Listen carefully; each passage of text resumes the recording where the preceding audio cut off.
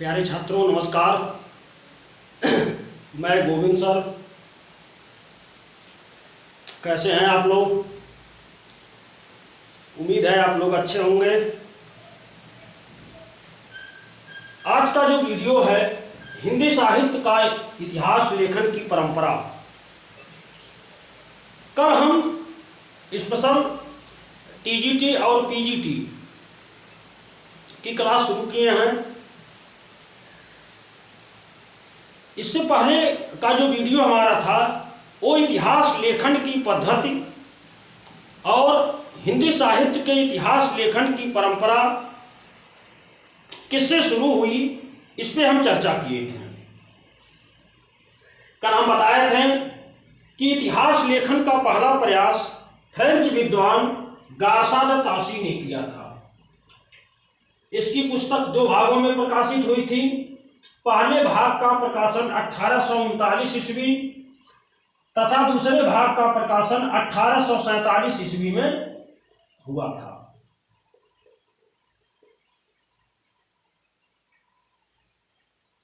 और इस ग्रंथ में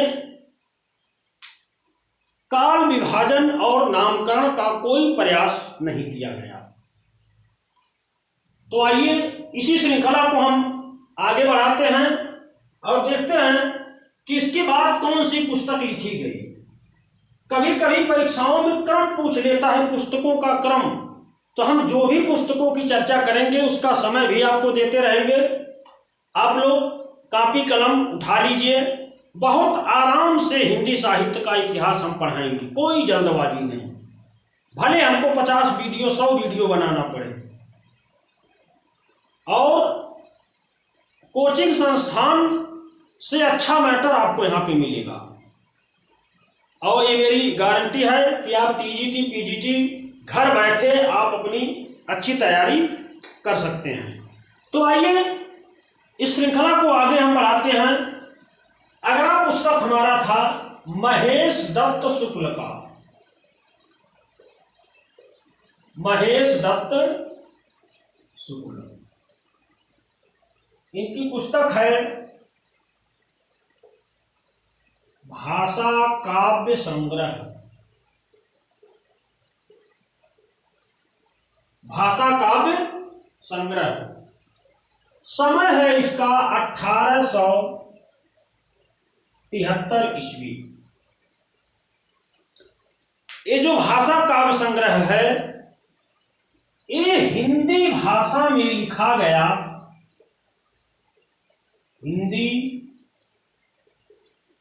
भाषा में लिखा गया हिंदी का पहला इतिहास ग्रंथ है।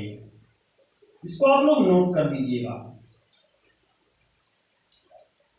जैसे हिंदी का पहला इतिहास ग्रंथ किस भाषा में लिखा गया, तो फ्रेंच भाषा में लिखा गया। कौन लिखा? गार्सा द तासी। लेकिन हिंदी भाषा में लिखा गया हिंदी का पहला इतिहास ग्रंथ भाषा काव्य संग्रह है। इसमें भी नामकरण और काल विभाजन का कोई प्रयास नहीं किया गया। हाँ, यह इतना जरूर इसके बारे में पूछा जाता है कि हिंदी भाषा में लिखा गया हिंदी का पहला इतिहास कौन लिखा, तो महेश दत्त शुक्ल लिखे। इसका नाम क्या था? भाषा काव्य संग्रह।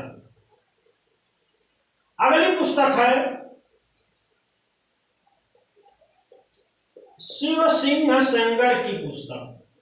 शिव सिंह सेंगर, इनकी पुस्तक है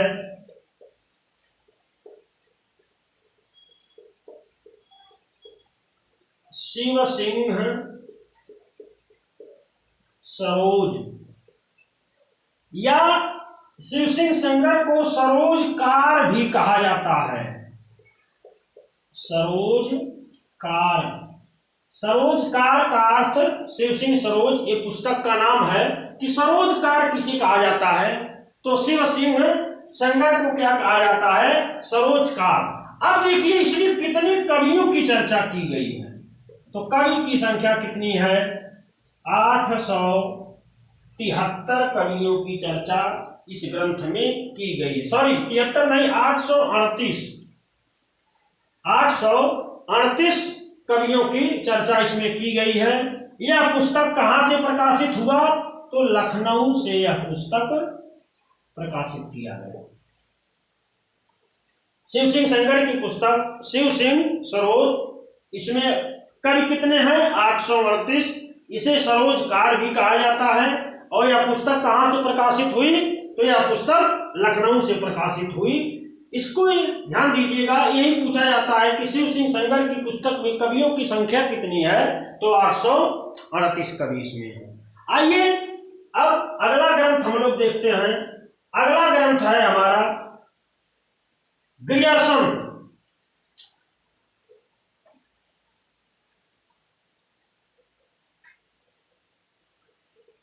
जॉर्ज ग्रियर्सन, इनका ग्रंथ है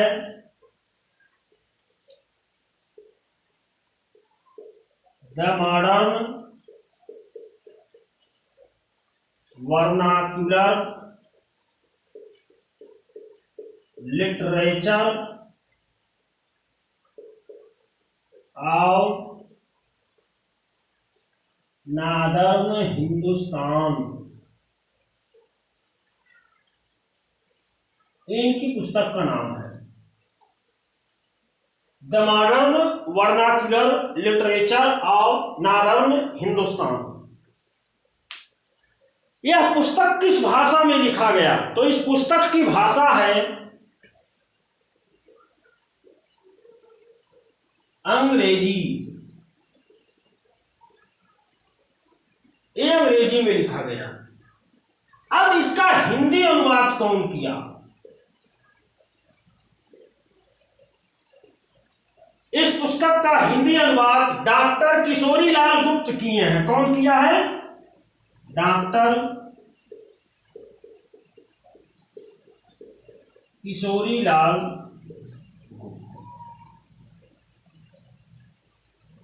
इस पुस्तक की खासियत क्या है? इस पुस्तक में नामकरण और काल विभाजन का पहला प्रयास किया गया।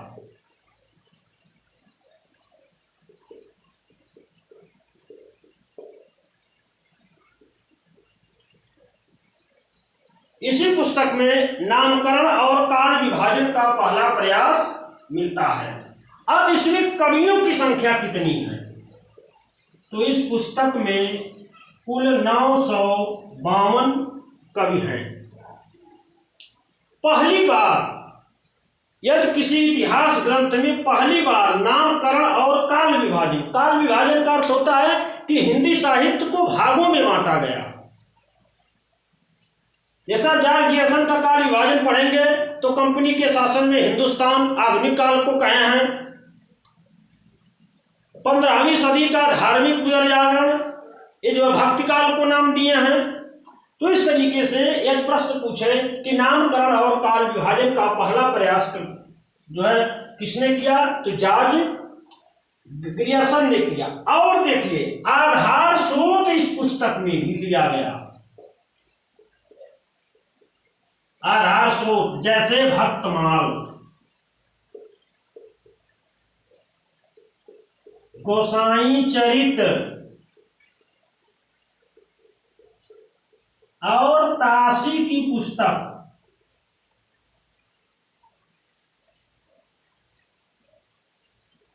इस्टवार दे ला लिटरेच्योर इंडो-हिंदुस्तानी, इन 3 पुस्तकों को ये आधार स्रोत के रूप में अपना रख करके अपना ग्रंथ द मॉडर्न वर्नाक्यूलर लिटरेचर और नादर्न हिंदुस्तान ग्रंथ ये लिखे। और देखा जाए तो सच्चे अर्थों में इसे हिंदी का पहला इतिहास ग्रंथ माना जो है जाना चाहिए। क्यों? क्योंकि इसमें नामकरण और काल विभाजन का पहला प्रयास किया गया। अब आइए देखते हैं अगली पुस्तक क्या है। 5वीं पुस्तक है श्याम सुंदर दास की पुस्तक।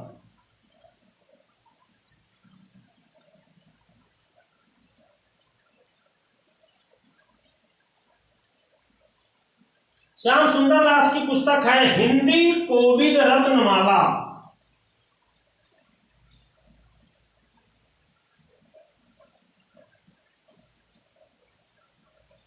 हिंदी कोविद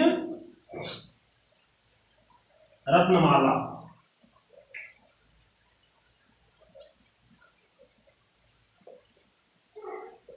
श्याम सुंदर दास। ग्रंथ इनका हिंदी कोविद रत्नमाला। ये श्याम सुंदर दास की पुस्तक है हिंदी कोविद रत्नमाला। यह पुस्तक 1909 ईस्वी में प्रकाशित हुई। कब? 1909 ईस्वी। और यह पुस्तक 2 भाग में है। ग्रियर्सन की पुस्तक का समय 1889 ईस्वी है। इसको ध्यान दे दीजिएगा, हम समय नहीं बताए थे। जो the modern vernacular literature of northern Hindustan पुस्तक है, उसका समय क्या है? 1889 ईस्वी। एशियाटिक सोसाइटी ऑफ बंगाल की पत्रिका विशेषांक में जो है ग्रियर्सन की पुस्तक प्रकाशित हुई थी। अब देखिए श्याम सुंदर दास की पुस्तक हिंदी कोविद रत्नमाला, इसमें कुल 80 कवियों का परिचयात्मक विवरण मिलता है। कितने कवि हैं? 80 कवि। बार बार ये पूछा जाता है हिंदी कोविद रत्नमाला किसने लिखा? तो श्याम सुंदर दास ने लिखा। इसमें कितने कवियों का परिचयात्मक विवरण मिलता है? 80 कवियों का परिचयात्मक विवरण इसमें मिलता है। समय इसका क्या है? 1909 ईस्वी। आइए अगली पुस्तक हम लोग देखते हैं। अगली पुस्तक है मिश्र बंधुओं की।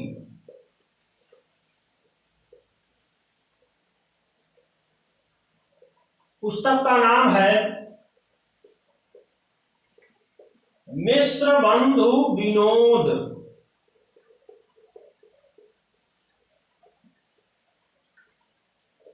मिश्र बंधु विनोद। इसमें कुल कवि कितने हैं?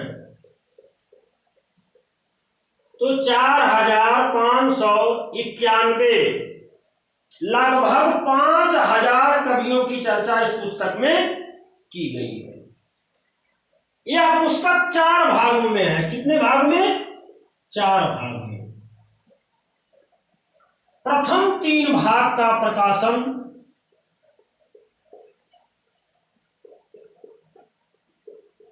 1913 ईस्वी में किया गया। कब? और चौथे भाग का प्रकाशन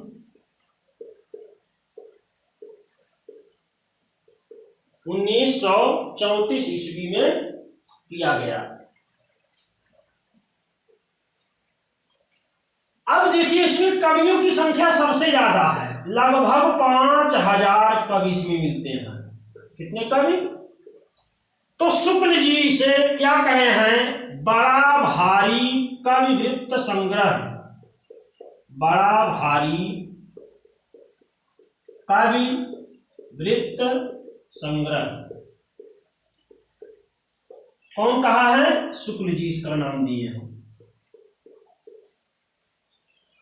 पूछा जाता है कि शुक्ल जी किस पुस्तक को बड़ा भारी कविवृत्त संग्रह कहें? तो मिश्र बंधु विनोद को।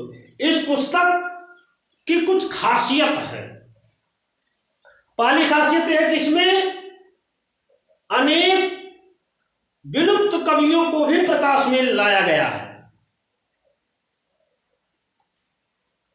इसमें अनेक विलुप्त कवियों को भी प्रकाश में लाया गया है और इसलिए इसे इतिहासकार कोश भी कहते हैं। इतिहासकार कोश। इन 2 प्रश्नों पर विशेष ध्यान दीजिएगा। बड़ा भारी कविवृत्त संग्रह और इतिहासकार कोश किसे कहा जाता है? तो मिश्र बंधु विनोद को। आचार्य शुक्ल ने लिखा कि रीतिकाल का परिचयात्मक विवरण हमने मिश्र बंधुओं से लिया। क्या कहें शुक्ल जी? रीतिकाल का परिचयात्मक विवरण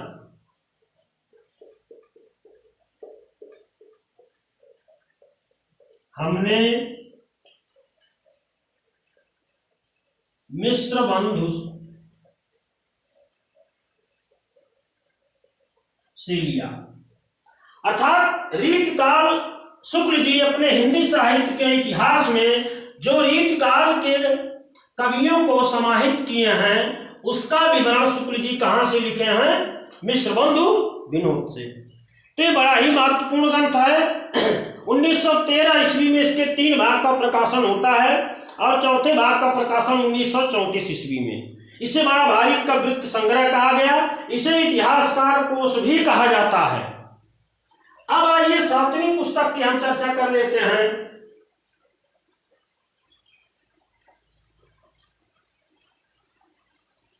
सातवीं पुस्तक है राम नरेश त्रिपाठी की पुस्तक कविता कौमुदी। बड़ा ही महत्वपूर्ण ग्रंथ ये भी है।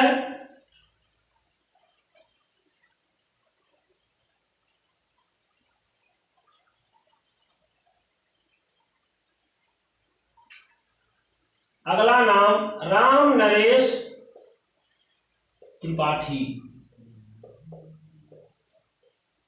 इनकी पुस्तक क्या है? कविता कौमुदी। 8 भाग में यह पुस्तक है कविता कौमुदी। और समय है इसका 1917 ईस्वी।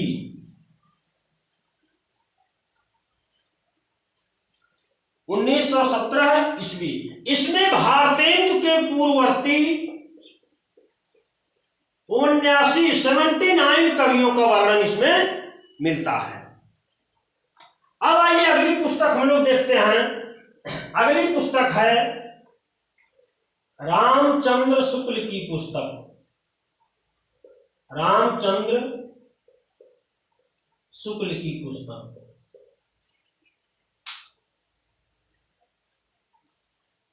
पुस्तक है इनका हिंदी साहित्य का विकास। हिंदी साहित्य का विकास। 1929 ईस्वी। शुक्ल जी अपने ग्रंथ का नाम पहले क्या लिखे थे? हिंदी साहित्य का विकास। यह पुस्तक विधेयवादी पद्धति पर लिखा गया। इस पर विधेयवादी पद्धति पर लिखा गया यह इतिहास ग्रंथ है। 1951 में इस पुस्तक का नाम क्या पड़ा? हिंदी साहित्य का इतिहास नाम से यह जो फिर से प्रकाशित हुआ। हिंदी साहित्य का इतिहास। एक बहुत ही महत्वपूर्ण ग्रंथ है। यदि आप टीजीटी, पीजीटी, यूजीसी, नेट की तैयारी करते हैं तो बिना इस ग्रंथ को पढ़े आपका कल्याण संभव नहीं है। अब देखिए इस पुस्तक की खासियत क्या है। इस पुस्तक का जो आधार स्रोत है वो है हिंदी कोविद रत्नमाला।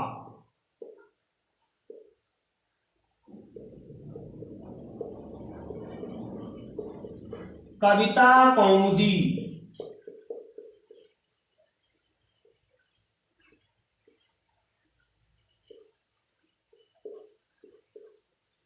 मिश्र बंधु विनोद।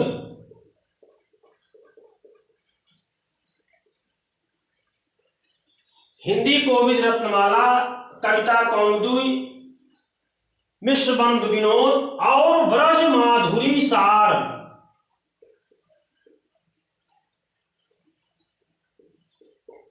ये वियोगी हर की पुस्तक है।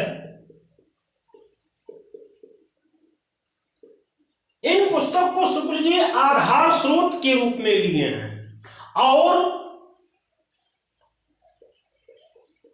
कवि इसमें 1000 कवि हैं और 1000 कवियों के 900 वर्षों का इतिहास शुक्ल जी अपने ग्रंथ में लिखते हैं। और इसी ग्रंथ में शुक्ल जी लिखे हैं कि रीतिकाल का परिचयात्मक विवरण हमने मिश्र बंधुओं से लिया। इस पुस्तक को 4 भागों में बांटा गया है। कितने भागों में? 4 भागों में। आइए देखते हैं।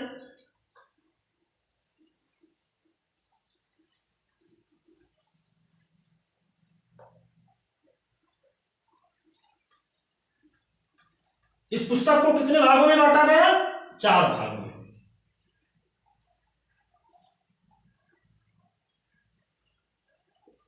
पहला भाग है वीर गाथा काल, दूसरा भक्ति काल, तीसरा रीति काल और चौथा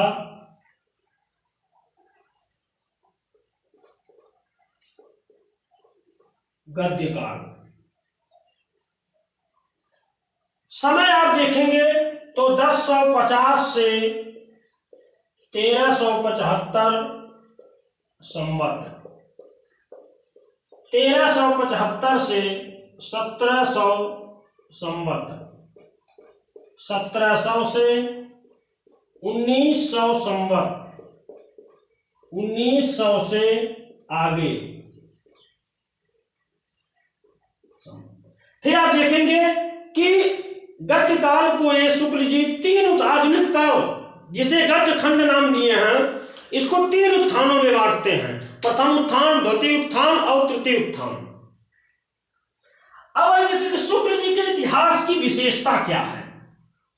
शुक्ल जी के इतिहास की विशेषता यह है कि यह विधेयवादी पद्धति पर लिखा गया इतिहास है।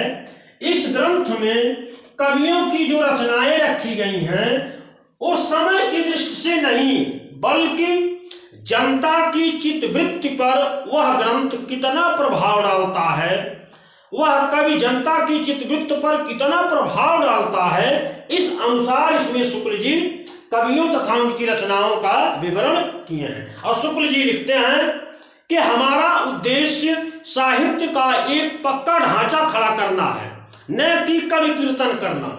इसलिए ये शुक्ल जी केवल 1000 कवियों को अपने इतिहास ग्रंथ में समाहित किए।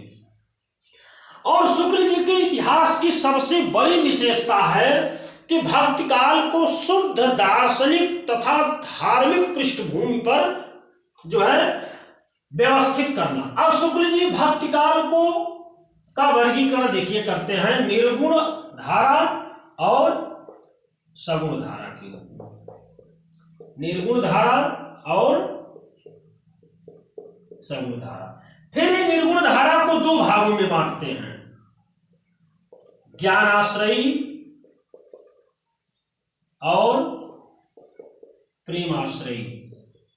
और सगुण धारा को ये 2 भागों में बांटते हैं, रामाश्रयी यानी राम काव्य धारा और कृष्णाश्रयी यानी कृष्ण काव्य धारा।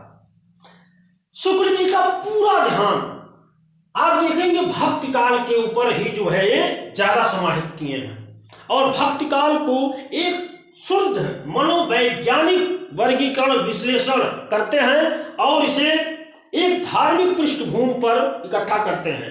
आप देखेंगे भक्ति काल के अंतर शुक्ल जी तुलसी, जायसी और सूरदास को ज्यादा महत्व देते हैं और इन तीनों पर त्रिवेणी नाम से एक ग्रंथ की रचना भी करते हैं। तो ये था शुक्ल जी का इतिहास, हिंदी साहित्य का इतिहास। हिंदी साहित्य के विकास नाम से पहले लिखा गया और यह पुस्तक काशी नागरी प्रचारणी सभा से हिंदी शब्द सागर एक पत्रिका निकलती थी, हिंदी शब्द सागर, उसी की पत्रिका विशेष में यह पुस्तक जो है प्रकाशित किया गया, जिसको बाद में हिंदी साहित्य के इतिहास नाम से 1951 ईस्वी में प्रकाशित किया गया। अब आइए अगली पुस्तक हम लोग देखते हैं। इसके बाद जो एक महत्वपूर्ण पुस्तक आती है उसके लेखक हैं डॉक्टर राम कुमार वर्मा। कौन है? डॉक्टर राम कुमार वर्मा। इनकी पुस्तक है हिंदी साहित्य का आलोचनात्मक इतिहास।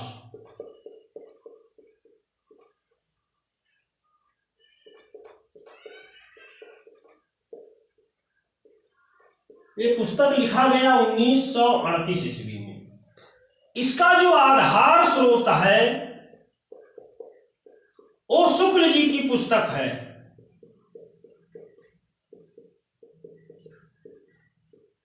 यानी हिंदी साहित्य का इतिहास। इस पुस्तक में 693 से 1693 ईस्वी तक के इतिहास को लिखा गया है, यानी आदिकाल से भक्ति काल तक। यह पुस्तक पूरा नहीं है, अधूरा पुस्तक है। इसमें केवल आदिकाल से लेकर के भक्ति काल तक का विवरण इसमें मिलता है, अर्थात 693 से लेकर के 1693 ईस्वी तक का इतिहास लिखते हैं। तो ये था हिंदी साहित्य का इतिहास लेखन की परंपरा, आज यहीं पे समाप्त होती है। बाकी बहुत सारे इतिहास ग्रंथ लिखे गए, उसकी चर्चा हम जब आलोचना पढ़ेंगे तो हम समालोचना में जो है आगे की पुस्तकों की चर्चा हम करेंगे। यही 7-8 महत्वपूर्ण पुस्तकें थी जो बार बार परीक्षाओं में पूछा जाता है। अब हम हिंदी साहित्य का पहला कवि जो किसे माना गया, हिंदी की पहली रचना क्या है, इन सब चीजों पे हम चर्चा करेंगे। हिंदी साहित्य का आविर्भाव कहां से माना जाता है, इस पे हम चर्चा करेंगे। उसके बाद हम तुरंत आदिकाल शुरू करेंगे। यदि आपको हमारा यह वीडियो अच्छा लगा हो तो आप हमारे चैनल को लाइक, शेयर और सब्सक्राइब जरूर करिए। नमस्कार।